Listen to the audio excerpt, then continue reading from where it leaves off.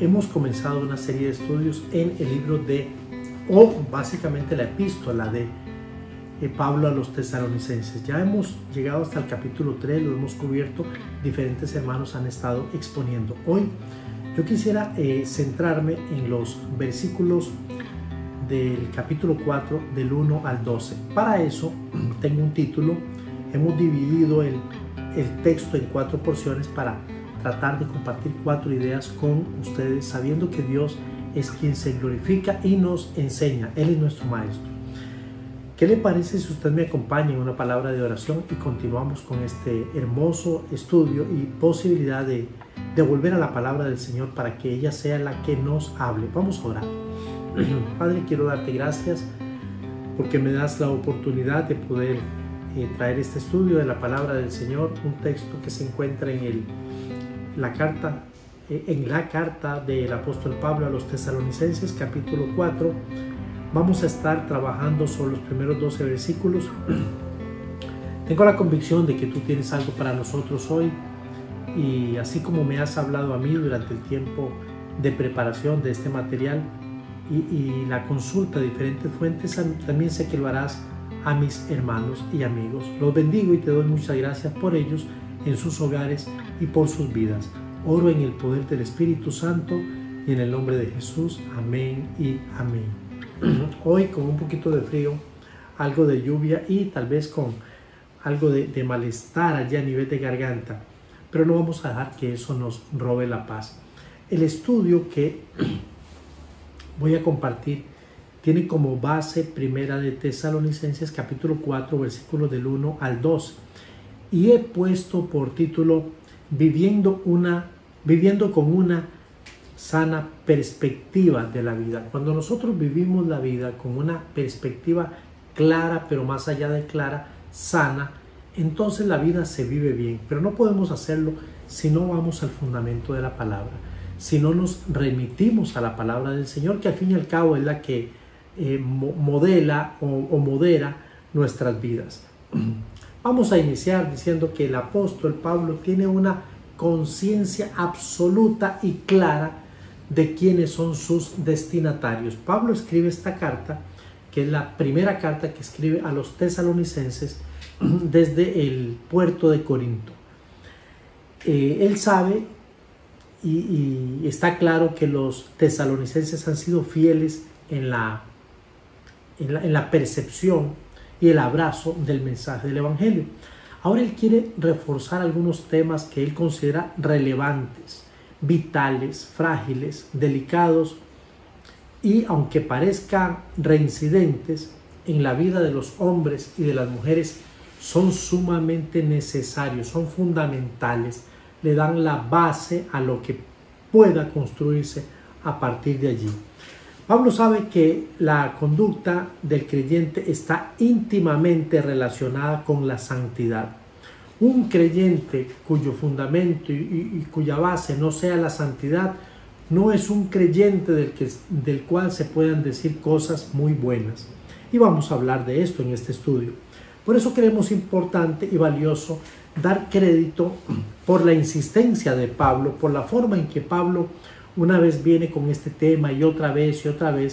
Me parece que Pablo ha sido reincidente en el tema y tengo que dar crédito porque definitivamente estoy convencido que en la repetición está el aprendizaje. Así que vamos a revisar y a pensar en este refrán que dice que lo que abunda no daña. Si a nosotros no nos queda claro ese refrán o no comunica mucho, entonces yo me permitiría utilizar otro que es mejor que sobre y no que falte. Y creo que es lo que está haciendo el apóstol Pablo a través de la experiencia de afectación a estos hermanos en Tesalónica. Con esta conciencia es que Pablo se va a permitir abordar a los tesalonicenses y a darles una serie de lecciones.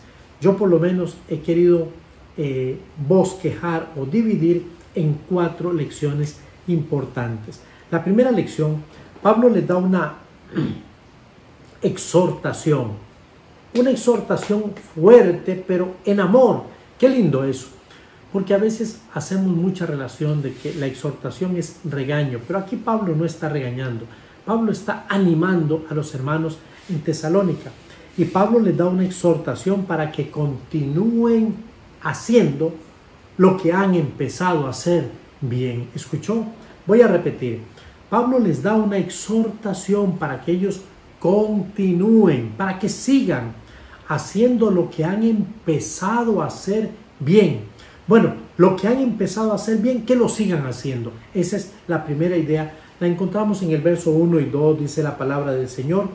Por lo demás, hermanos, os rogamos y exhortamos en el Señor Jesús que de la manera que aprendisteis de nosotros, como os conviene, conduciros a agradar a Dios. Conduciros y agradar a Dios, así abundéis más y más. O sea, como ustedes lo han aprendido, como ustedes lo han captado de parte de nosotros, que continúen haciéndolo, es lo que dice el apóstol Pablo. Verso 2, porque ya sabéis qué instrucciones os dimos por el Señor Jesús. O sea, lo que el apóstol Pablo está queriendo hacer es exhortar, como dije hace un momentito, a que ellos vivan esa manera tan interesante y bonita en la que se han permitido vivir desde el momento que conocieron a Jesús y comenzaron a caminar en este nuevo camino de la cruz. Es justo notar que Pablo los anima a continuar viviendo, pero de una forma práctica. Muchos de nosotros nos hemos quedado en la teoría, lamentablemente. En la teoría es el lugar donde más cómodos nos sentimos. Todos manejamos el discurso, nos miramos, compartimos y al fin de cuentas parece que todos estamos en el mismo sentir. Tenemos mucha información, pero no estamos viviendo en consecuencia a la información que tenemos. No olvide que la palabra nos dice en Santiago capítulo 1, verso 22, pero sed hacedores de la palabra y no tan solo oidores, engañándoos a vosotros mismos. Pablo les dice, yo quiero que ustedes continúen viviendo ese evangelio de esa manera práctica como lo están haciendo y no de una manera muy teórica donde la información se queda aquí pero no trasciende ni a nuestro corazón ni mucho menos a nuestras extremidades. Pablo, Silas y Timoteo fueron los maestros. Su enseñanza tenía como fundamento a Cristo. Esto se llama reproducción. Pablo, Silas y Timoteo llegaron precisamente a Tesalónica para impactar a las personas con el poderoso mensaje del Evangelio. Pablo no hizo otra cosa más que lo que le recomendó a Timoteo. En el capítulo 2, verso 2 de la segunda carta que el apóstol Pablo escribe a Timoteo, nos dice de la siguiente manera: lo que has oído de mí, esto encarga a hombres fieles que sean idóneos para enseñar también a otros. Entonces, cuando usted lee, encuentra ese texto que es, a mí me gusta, no puede olvidarse porque es segunda de Timoteo, capítulo 2, verso 2. Lo que has oído de mí ante muchos testigos, esto encarga, tienes que pasar la estafeta. Pablo está aquí haciendo lo mismo en Tesalónica y se ha permitido entregar el mensaje del Evangelio a los tesalonicenses. Lo más hermoso de todo esto es que los tesalonicenses abrazaron el Evangelio con seriedad, pero también con compromiso. El tema cobra relevancia desde la perspectiva de que muchos son enseñados, pero no todos se permiten aprender o aplicar lo aprendido, por lo menos con seriedad y con responsabilidad. Pablo sabe que su trabajo entre los tesalonicenses ha dado fruto. Él ya tiene información, porque Timoteo le ha dado información y por eso él se permite escribir la carta. El fruto es la meta de un verdadero discípulo. La Biblia dice en Juan capítulo 15, verso 2, todo pámpano que en mí no lleva fruto lo quitará, y todo aquel que lleva fruto lo limpiará para que dé mucho más fruto. Eso nos lo recuerda el Evangelio según San Juan. Ahora, ¿cuál es el deseo de Pablo? Pablo desea que ellos no solamente continúen viviendo en esta experiencia evangélica, la experiencia del Evangelio, la experiencia del nuevo mensaje, la buena noticia de que Jesucristo ha venido al mundo para morir por nosotros y que Él también está dispuesto a redimirnos, a salvarnos y a darnos una esperanza eterna y celestial. Pablo ahora desea que estos hermanos tesalonicenses puedan dar fruto a 30, a 60 y a 100 por uno. Quizá el deseo de Pablo sea un poco ambicioso, pero no es menos paternal. Pablo ama a estos hermanos. Pablo ha sido claro al decir que la vida cristiana se vive con radicalidad, porque no podemos servir a dos señores. Entonces, Pablo tiene esta verdad, esta palabra, esta doctrina en su cabeza. Mateo 6:24 dice: nadie puede servir a dos señores, pues menospreciará a uno y amará al otro, o querrá mucho a uno y despreciará al otro. Entonces el evangelio que Él les ha entregado se vive, pero se vive de forma radical. No podemos estar entre dos aguas. Recordemos que los tesalonicenses eran sumamente idólatras y tenían muchas deidades. Ahora Pablo los vuelve a confrontar con el tema de la definición, y ellos hasta aquí han caminado muy bien. Podemos ver cómo Pablo apela entonces al conocimiento que los tesalonicenses tenían del Evangelio. Cabe destacar que la experiencia del apóstol con ellos no fue una experiencia muy larga. Pablo, si acaso, estuvo con ellos 3 semanas. Mire que dije 3 semanas, no dije 3 meses, ni dije 3 años.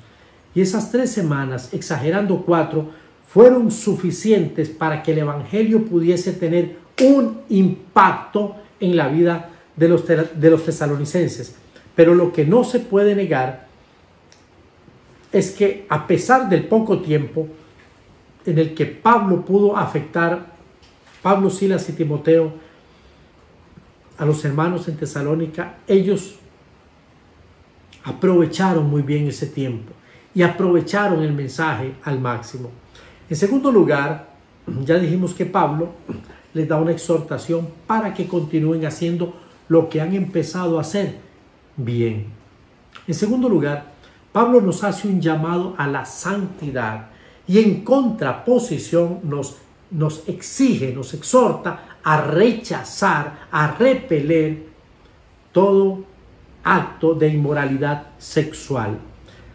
Así como en la carta podemos ver que la instrucción en el verso 3 es la santificación, que voy a permitirme leerlo, dice: pues la voluntad de Dios es vuestra santificación, que os apartéis de fornicación. Este tracto nos va a llevar hasta el verso 8. Voy a darle lectura corrida para que tengamos un contexto mucho más claro. Vuelvo al 3. Pues la voluntad de Dios es vuestra santificación, que os apartéis de fornicación, que cada uno de vosotros sepa tener su propia esposa en santidad y honor, no en pasión de concupiscencia, como los gentiles que no conocen a Dios. Que ninguno agravie ni engañe en nada a su hermano, porque el Señor es vengador de todo esto, como ya os hemos dicho y testificado. Pues no nos ha llamado Dios a inmundicia, sino a santificación.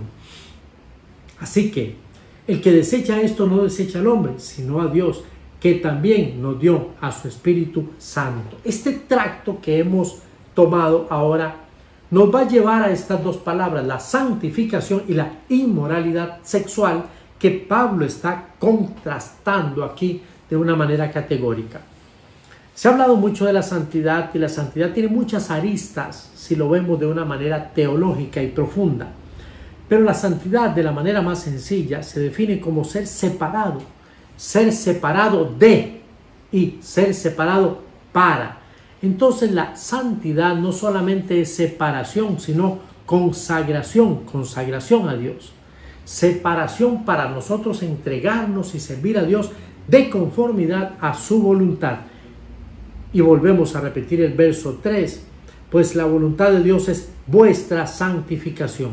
¿Por qué Pablo se ha propuesto con diligencia hacer este énfasis? ¿Qué es lo que pasa por la mente de Pablo? Bueno, algunas respuestas pueden ser las siguientes.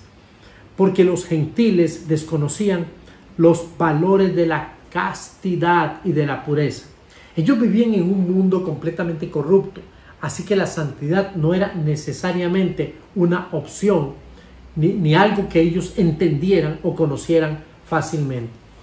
Cuando ellos aceptaron el cristianismo, les era difícil romper con los lazos de la inmoralidad que estaban inmersos, intrínsecos en la cultura de los tesalonicenses y en la vida de estos hombres. Así como para nosotros hoy el divorcio se ha vuelto tan común y tan fácil, lo mismo pasaba en los días de los tesalonicenses. Ellos podían divorciarse por cualquier cosa. Incluso los judíos, que tenían un poquito más de fundamento, por lo menos religioso, ellos podían divorciarse no solamente por la impureza en la mujer, en su esposa, sexual, sino que por cualquier otro asunto, como por ejemplo que no me gustó cómo sazonó la comida, la cena, los alimentos. Bajo los emperadores romanos, dice Séneca, filósofo, dice, las mujeres se casaban para divorciarse y se divorciaban para casarse. O sea, el matrimonio en el contexto de los romanos solamente era un trámite, que mientras estaban casadas lo que seguía era el divorcio, y una vez divorciadas volvían al ciclo del matrimonio. En una sociedad donde se han perdido los absolutos, la vida de santidad no es fácil vivirla, y nuestros días no son días muy diferentes. Hemos perdido los absolutos. Hoy las personas dicen todo es relativo, y al ser relativo lo absoluto no existe. Pero la santidad es el ideal de Jesús. La santidad sigue y seguirá siendo la voluntad de Dios para su iglesia. La separación del mundo para consagrarse a Dios. Él dijo que si el hombre mira a una mujer para codiciarla, en su corazón ya cometió el pecado de adulterio. El aspecto particular de la santidad que aquí se trata es la pureza sexual. Porque la santidad, como dije al principio, tiene muchas aristas, pero aquí Pablo está queriendo enfocarse en la pureza sexual. La santificación impone que uno deje o corte de raíz con la inmoralidad sexual, cortando de raíz. Los tesalonicenses vivían en un contexto de idolatría, tema que se ha reiterado en estos estudios, y su contexto consecuentemente estaba plagado por el desorden sexual.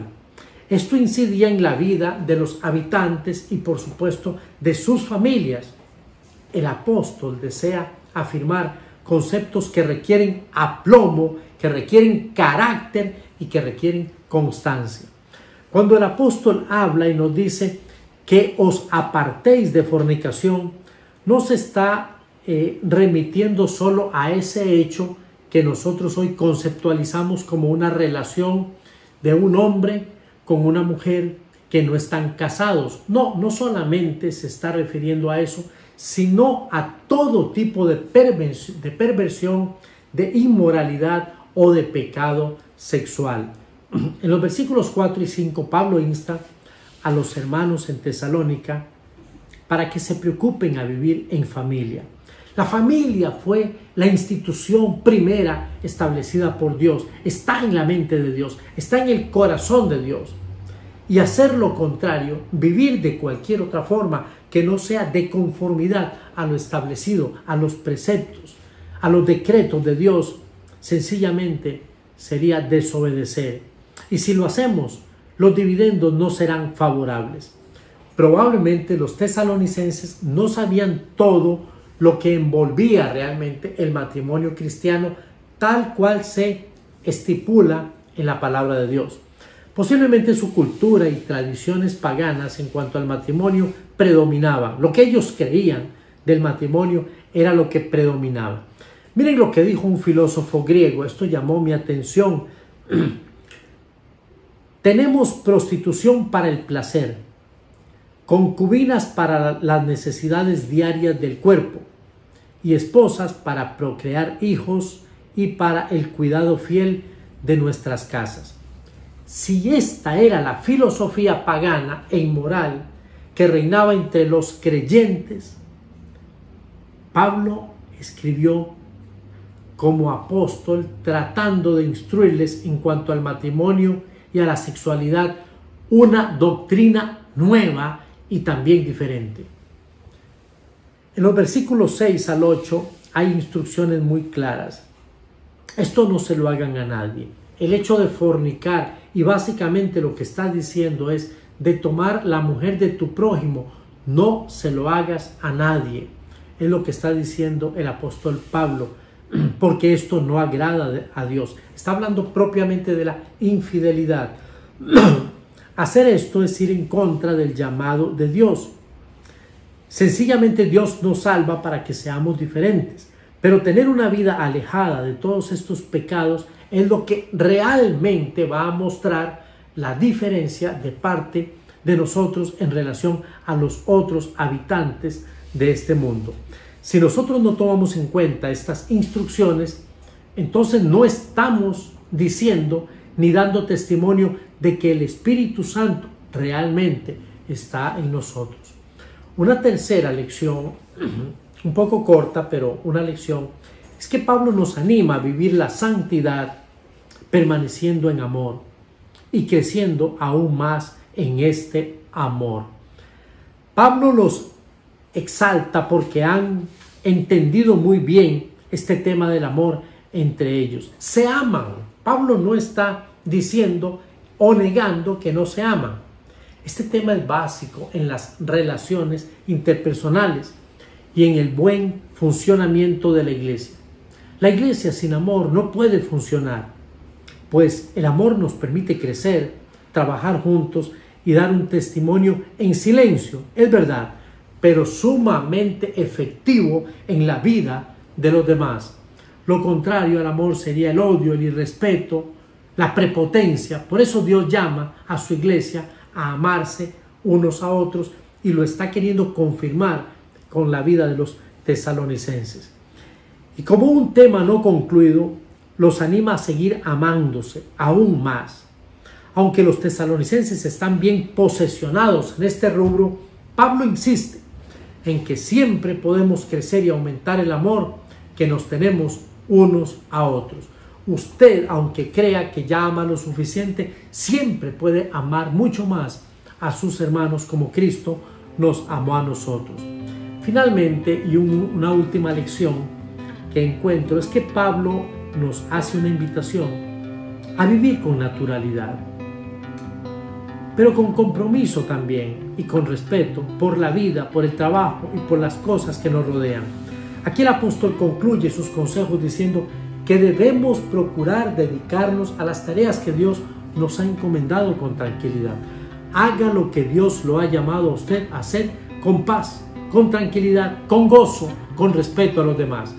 Si usted es artesano, hágalo con amor, con tranquilidad, con paz. Si es profesional, si usted es una persona que está entregada a los labores domésticos, hágalo con gozo, con tranquilidad y glorifique de esta manera al Señor. Que nuestro trabajo, cualquiera que sea, cuando lo hacemos bien, eso va a tener un impacto de ejemplo ante los demás. Cuando lo hacemos de esta manera, así, de la manera en como Dios lo establece, no le vamos a dar a nadie motivo para hablar y nos vamos a permitir mostrar lo que Dios quiere para cada uno de nosotros a través de lo que sencilla y simplemente Dios ha preparado para que usted y yo hagamos. Quiero concluir diciendo que este pasaje nos regala una serie de consejos que fueron dados por el apóstol Pablo y fueron dados a los hermanos de Tesalónica. Sigan haciendo lo que ustedes empezaron a hacer bien, continúen haciendo. Vivan en santidad y apártense de toda inmoralidad. Ámense, y si ya se aman, síganse amando con más intensidad. Y por último, vivan sus vidas con tranquilidad y con paz. Ellos habían abrazado el Evangelio y lo habían llevado a la práctica con excelencia.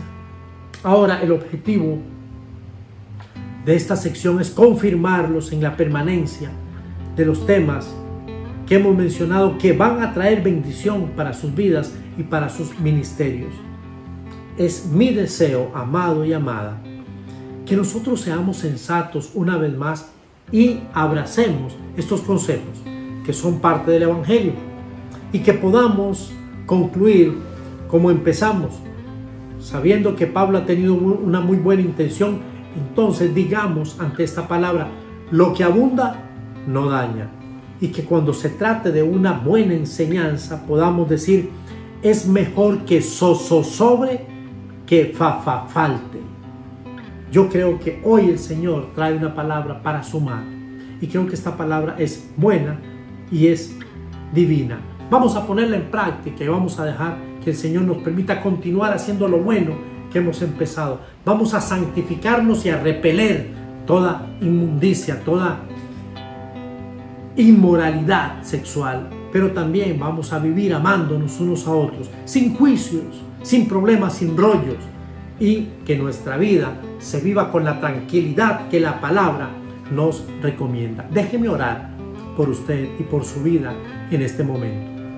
Padre, gracias porque nos da la oportunidad de presentar tu palabra. Gracias por tu fidelidad, y te ruego que cada hermano, hermana, hombre, mujer, amigo o amiga que nos ha escuchado puedan revisar sus vidas, y si han tenido la bendición de estar haciendo cosas buenas para ti, que las continúen haciendo, que la santidad sea una palabra que les visite, y que así como tú nos separas de todo aquello que se llama iniquidad, mundo, podamos también tener un norte, un propósito para honrarte y edificar tu nombre.